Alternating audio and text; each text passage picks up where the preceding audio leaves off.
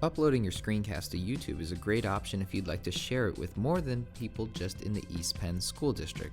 For instance, if you created a lesson without copyright material on explaining how to find volume, you could upload it onto YouTube and give access to teachers all over the world. To do that, you'll need the YouTube app, you'll need it to be signed in and have a channel created.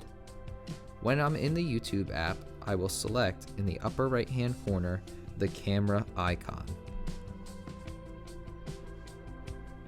And then I will select video. If this is the first time you're doing this, you will have to allow access to your photos, your camera, and your microphone. And I'm going to allow access to all my photos.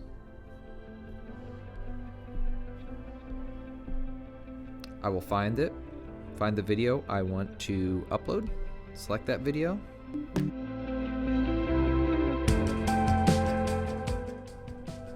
The next option will be selecting your audience. If this video is made for kids, you can select Made for Kids. This will get rid of comments and ads on the video itself. And since this is a screencast, we're probably assuming that this is going to be made for kids, so you can select that option now.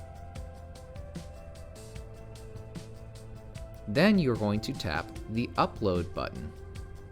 You're going to see that it is processing, and after it processes, you will be able to share this link with your students.